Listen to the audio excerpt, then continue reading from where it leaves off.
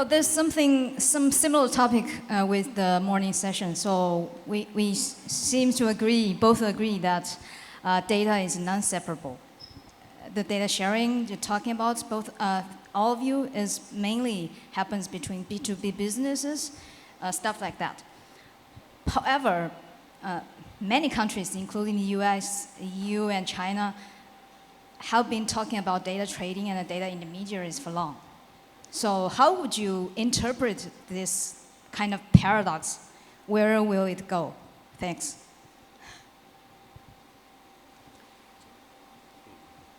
Can you tell me, rearticulate what's the paradox? What are they trying to do? So when we talk about data sharing, it's mainly about how the technologies and SaaS help us to kind of exchange the data in their business, in their corporation, or kind of providing products. But for data trading, I mean, for the policymakers, I think Crémer might know much better about the Data Governance Act, Data Act, and the China's recent kind of actions on promoting the cultivation or development of data intermediaries, data brokers, data centers. It's kind of a different story of data sharing, right? There might be some paradox or. So let me begin, and then they have time to think about nasty things to say about what I say during. Okay. I think there's a real problem when we speak about ownership of data or even data sharing. Data is not like a cake where we can share and I give you some and so on. Data is something which you can use for certain purposes. You know, it's a little bit like a river which goes down and you can use it to have a water mill, you can use it to do canoeing and so on and so on. So when I think that Europe wants, or other people want to promote data sharing, what they are really saying is we want to promote the use of the data for different purposes, okay?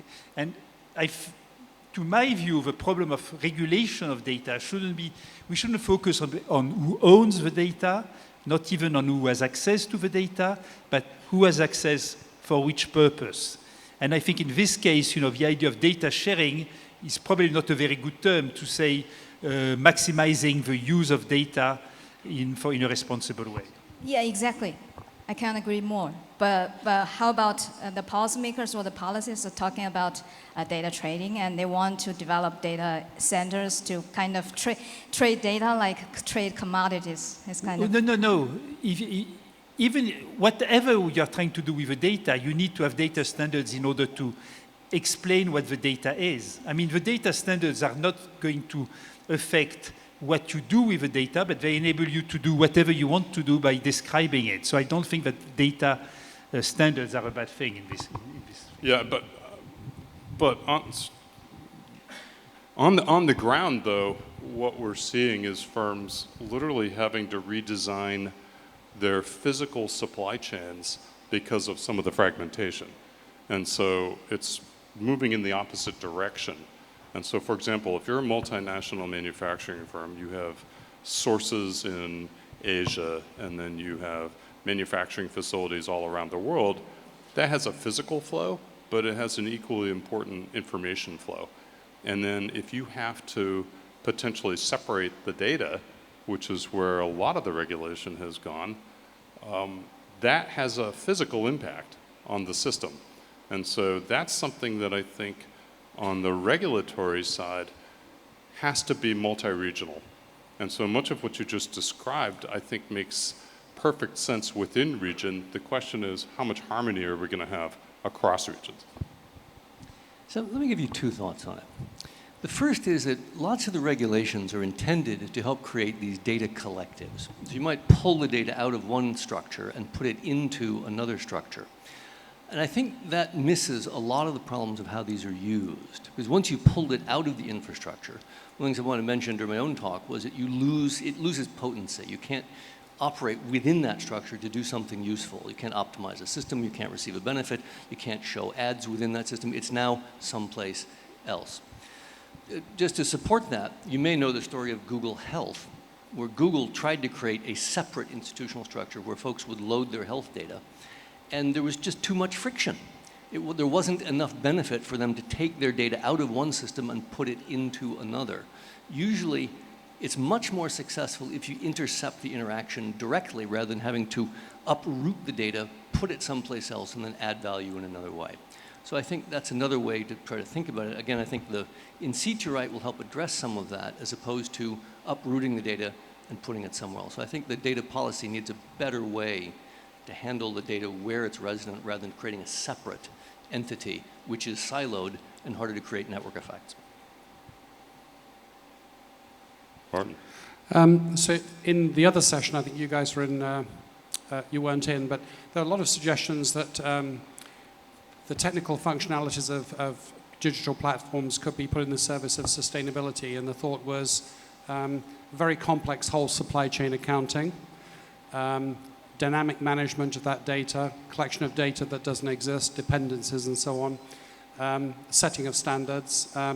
So my question, and also some thought that although it's not happening, it's happening enough to show that it's technically feasible. So your thoughts on feasibility and economic attractiveness?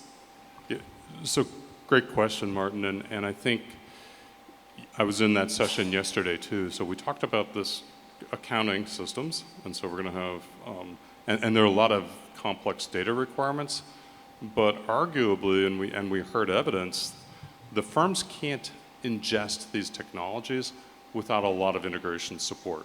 So you either make the system as simple as a B2C, app, or you have to provide a lot of integration support from the main system, from the platform operator or somebody, or else the benefits that we're trying to capture in terms of improved sustainability simply won't be realized. And I think that's a missing part of that conversation, which is how do you make this real on the ground in all of these little 10 to 1,000 person companies where these emissions are actually coming from. So I would actually like to add one further thought, because I think there's a missing component in the design of these systems. So I think the missing component is the reward systems that propagate back the value created at one end to the other end. So if we talked about the original source versus the holder versus the user, when the user creates value, we have to be able to propagate value back through the holder and to the original source. And I don't think we've got the systems in place to do this. There was a great slide that I saw in Jeff's presentation where he said the marketplaces are hoarding their own data and they're not even sharing it back with the sources. If we can use the technology to track the provenance and then give back value from the use cases, not only will it be fairer, folks will be motivated to push their value and data into the system because they're being rewarded. So I think the missing component is the reward structure, the incentive system, to propagate value back from use case through holder all the way back to source. And I think that'll be one of the things that'll make this a much better system. So this is Wu Chen from The Economist. So I think in China there's a lot of discussion about, because the government is also a major platform that holds a lot of data of individual consumer and citizens' data. So what would be your view on the general guideline to nudge government to open that data and make it available to entrepreneurs and others? And the secondary question is, of course, in China, there's a lot of discussion about building big data exchanges. The government is also behind it. So what would be your advice on building that kind of exchanges? I'll take one, you take two. I mean, in terms of the government, if you think about what Marshall just said, the citizens themselves are, the source of the data and the economic kind of activity that funded its creation, capture, and organization. And there should be a tremendous amount of value that could be realized from making that available and combining it with other sources. And actually, we heard about this at launch today. So I'm going to make a higher level observation, which is very straightforward. Data is power. So whether you're a private enterprise or you're a government or you're an individual, you often would like to keep control of that data. One of the things I thought was really interesting about the 20 principles, the 20 opinions in China, is the idea of creating social value from information. And I think the concept of using that pressure, where it is that we can create social value from information, is a really valuable one. And I think that should be used to lever open any of these systems. As I tried to show you with one of the slides, open systems tend to grow faster because other parties can build upon what's been done before. One software programmer can build on another software programmer. One scientist can reproduce the results of another. These open systems create more value. So let's use that social pressure and the social value to see if we can get these systems more open. Did we talk about the exchanges, Jacques? I don't think I've got, anything to. Maybe to something which is linked to the previous discussion about sustainability. You have to realize that if you make a platform, so it was both answer to both of your questions. If you have a platform which helps control pollution, CO2 emissions, and so on, you've got to remember that you've got strong externalities to the non-participants on those platforms of those activities. And you want to have government control also on those platforms, and the government should have access to the data of those platforms to make sure that indeed they're serving the common good. So actually the role of government and so on, it's not only government providing data to the sector, but how do we make it in a responsible way that those platforms give data to the governments, but in a way which is not abused, and that's a very difficult issue. Yeah, I have a comment and I have a clarification question. I think the comment is regarding earlier my colleague's question. So here is his issue. So I think a lot of time we take data as almost like a commodity. So people, a lot of the modelers, academics, they think it's like one additional thing has some value, but somehow this guy owns it. So I just think this is the wrong way to do it, to me. Because it's continuously produced, and it's like in a loop as a flow to create value. I think it's a different way to model it. I think we talked a little bit earlier this time. But in practice, that's for the academic side. But in practice too, I don't know globally. In China, it's also promoting a lot of the data exchanges,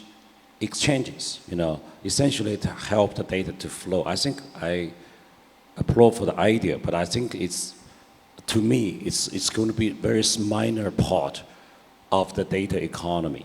Most of the data is not through the independently buy and sell as commodities, but actually to promote exchange between the business, consumers, and all the participants, not through the exchange, because wherever it leaves its original use cases, it leaves most of its value. It's very hard to value. That's a point I want to point out. But I think a lot of people do not respect the nature of the data as much. But I'm coming back to Marshall's point.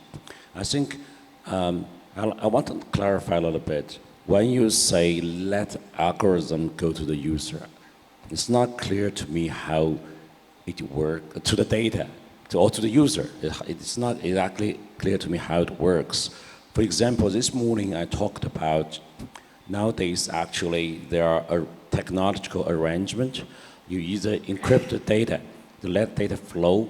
It's like the Bitcoin, like a token, essentially, but it's encrypted with protection, so it's much harder to abuse it. Or you create the trustworthy environment.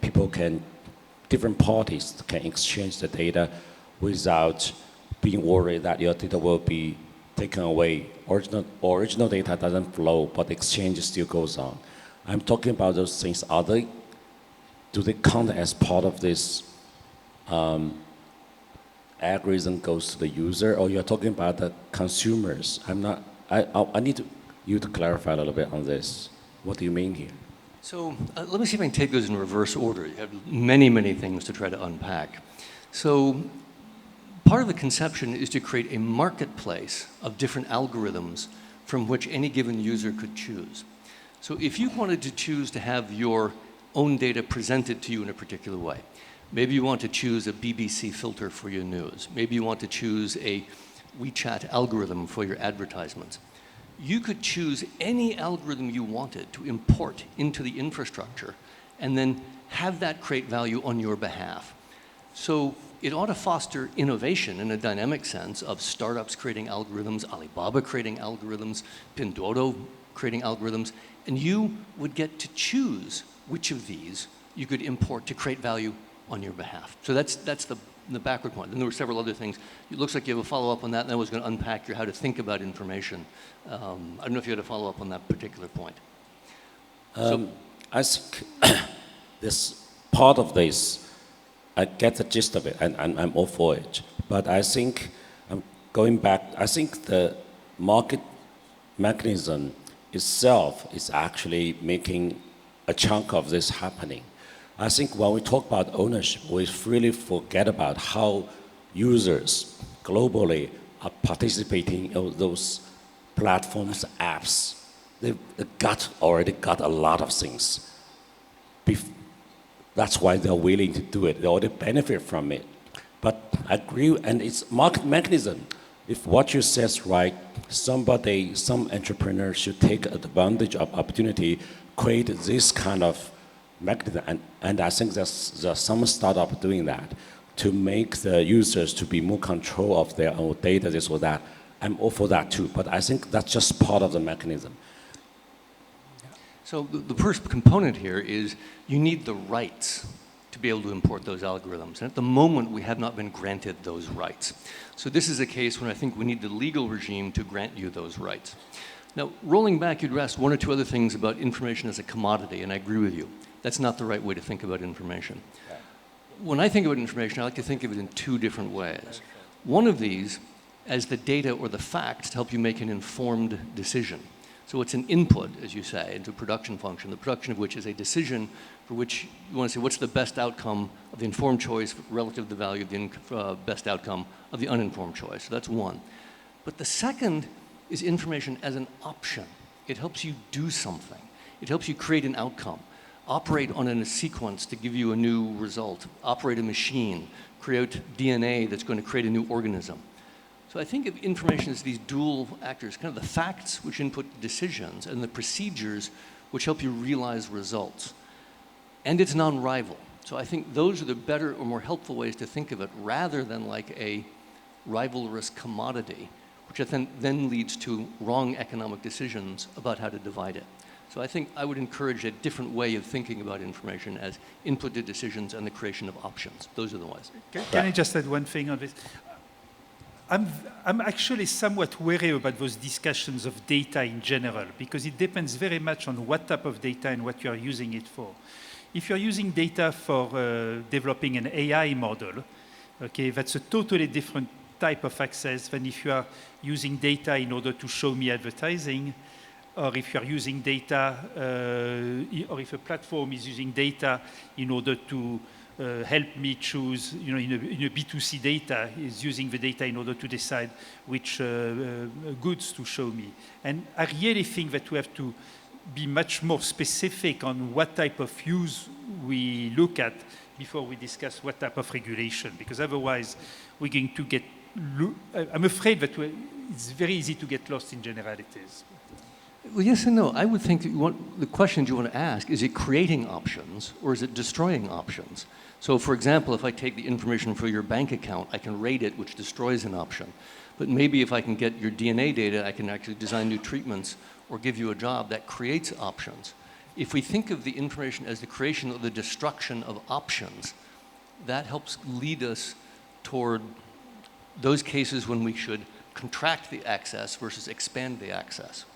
No, but we still need to do it case by case. I don't think we have a general... So that's fair. But think of the creation or the destruction of options, but case by case. That's a good line of point. Oh, yeah. Sorry to interrupt. Yeah, for the sake of time, I think, but we have to make the question and answer a bit shorter, maybe. Yeah. I have a short question for Professor Crémer. How do you think we can better measure the contestability? Because we all agree it's very important in the digital age, but intrinsically it's a dynamic concept, so it's not as simple as market share we can easily measure. So what ideas do you have? first, there are two issues. Thank you for your question. First, there are two issues with contestability. There is one on the platform, and there's one between platforms. Okay, so on the platform, it's, for instance, the DMA says that a B2C platform is not allowed to use the data in order to compete against its business customers. So there's been some complaint, I don't know if they're true or not, that Amazon is using the data it's collecting in order to design product that it sells under the Amazon brand, but uses the data which is accumulated as a platform. Okay, so this is helping contestability for competition on the platform. Okay, then you've got a problem of how do you encourage a competitor to Amazon or make it easier for a competitor to Amazon to emerge. Okay, and that's a much more difficult question. Again, there are some issues with data. If data can be shared more easily and exported from Amazon to, if an individual seller can get access to its consumer data and transport it to the other platform, that has benefit in terms of contestability. But that's a much more difficult problem than the first problem, I think, to solve. Okay, I'm not sure. It's a very partial answer, but it's such a difficult question. So I have a question for Jeff. I was very struck by the findings that you reported about the lack of sharing of information of the platforms that you studied. And it made me wonder about potentially another role for public policy besides assigning rights, such as access to data rights for algorithms or other rights, the way we've been thinking. And the analogy I have in mind is what happens in credit markets. So one of the key public policy institution for credit markets that allow credit markets to work well are credit registries. And credit registries is where you help third parties find out about credit contracts. So, a contract between a borrower and a lender may have all kinds of proprietary information that none of them want to disclose. It's good for them.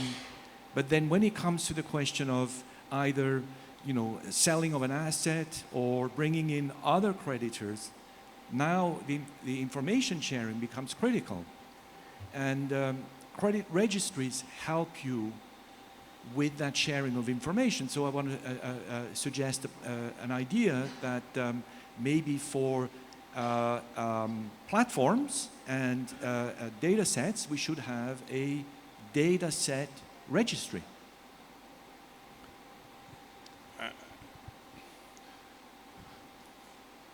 So I guess, first of all, thank you. And obviously I'm sort of spinning in terms of how to think about it, so I'll respond in a couple of ways. One is a lot of these are pretty immature systems that we're studying, and I think there is and will be a place for regulation to, I hate to use the word force, but encourage sharing, because I think there's ultimately going to be a lot of value, social value, that won't be realized if they don't. In terms of the mechanism, it really depends on stocks and flows and how quickly the data deteriorates as to where you want to sort of locate the sharing, and I think Marshall had a pretty good description of that in terms of the in situ access versus porting. But I think, your central point is, yeah, these markets are pretty new, and that was sort of where I started. If we're going to have a lot of these benefits on the sustainability side, we actually need to mobilize these players. This concept of platform is a pretty powerful one to implement a lot of change, and we're going to have some of these regulatory sort of interventions that have taken place in more mature markets. I think it's a really interesting question, and I think that deserves more thought. This is an extremely preliminary thought on it, because I'm wondering why it is that market has emerged and the other has not.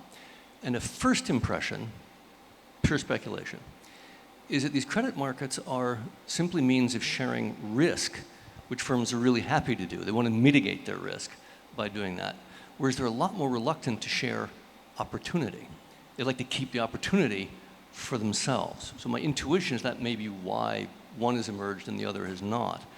Perhaps one of the mechanisms, again, by sharing provenance, so you could give attribution back to the sources, might help to mitigate that issue. So you could actually want to push your data into a system because you then get participate in the upside and the opportunity if we propagate the value back from use case to handler to source. So maybe that's a way of going after that. It's a very interesting question. So if I can, I mean, I don't have much, just one thing. So the DMA has got a certain number of regulations which impose data sharing. One which I find very striking and which actually goes along with what Jeff was saying is that there is one which is clearly aimed at Google, saying, Google, you need to give to the advertisers data on how much they paid for the advertisements and what were the results of the advertisements. And you look at this and you wonder, now, why is it that this wasn't shared? And there's an interesting, by the way, if somebody here is a young person trying to think about an idea for a paper, that's something they should think about. What could be the theory between the fact that Google doesn't provide the data on the price of its own products? I mean, it's... Great. I have a question for Marshall. You put forward evidence that openness creates advantages for firms, but I want to question that because you can get free rider questions. So do you mean contingent openness?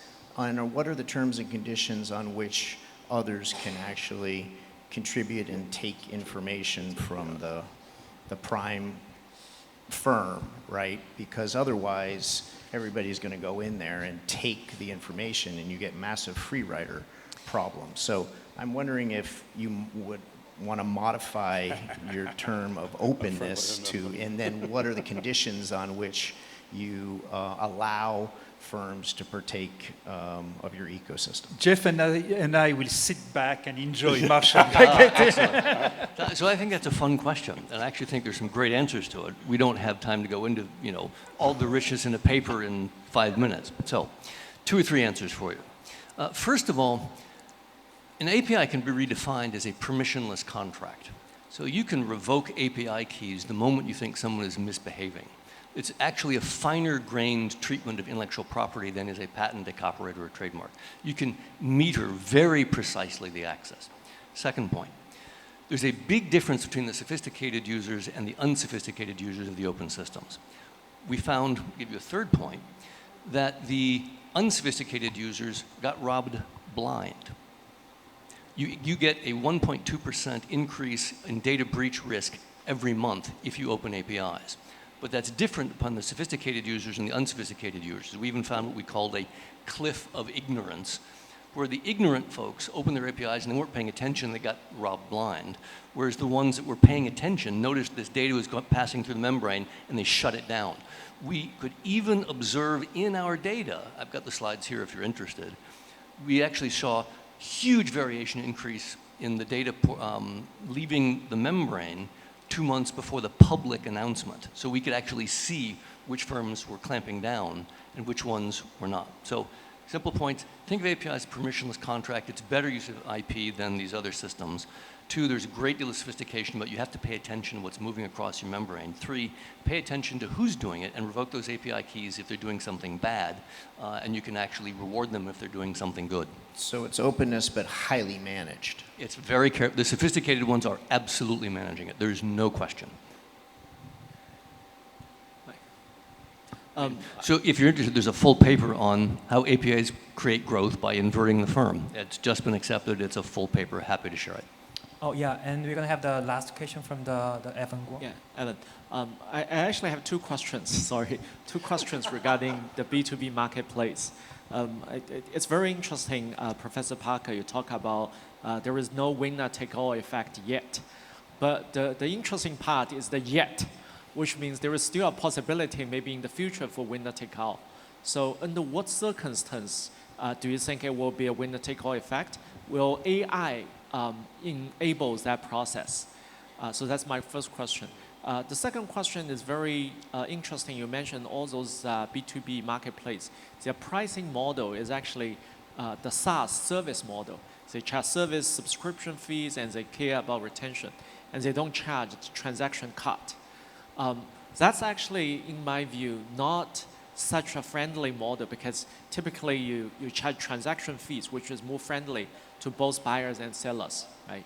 So why is that the case? And what's the evolution in the future, in your view? Thank you. So like Marshall, I'll take second first. So we asked that exact question, and they had to iterate on business models. So some of these firms tried the transaction cut, but they ended up getting disintermediated, and people were essentially taking them off platform, and then they had no monetization. And we've seen this in a number of other B2B platforms. Zubage had that happen multiple times here in China. And so they actually had to pivot to a different business model to solve for that problem. And then, we saw that replicated in about a third of the sample. So your first question was around winner take all. So a lot of these are very new markets. And so, for example, we've got the agriculture, we've got industrial data systems, we've got airline, aircraft data aggregation systems. And so your question is, will AI level the playing field? And it might, if it's general enough, or it will be so specialized that you'll have to train on those industry-specific situations, and then that will still allow for lots of verticals. So that'll be an empirical question, and I think strategy scholars are going to be following that for the next couple of decades. So I would add one thought to that. There's a really simple test for when you're going to get winner-take-all market, and it's either of two conditions. One, large supply-side economies of scale. Two, large demand-side economies of scale. So one is network effects. And so you have to ask the question, is AI going to contribute either to supply-side economies of scale? And probably, if you have massive databases or a billion parameters, there are some supply-side economies of scale to build them. And or is it the case that one set of values is creating value for other users, then there are some network effects. So you might get some demand-side economies of scale. If both of those conditions are met, you may see more concentrated markets. So again, it's a really simple test, demand or supply economies of scale. Now ask, is AI going to contribute to those? And the second one tends to be lower in the B2B side. And jury's out on the supply side.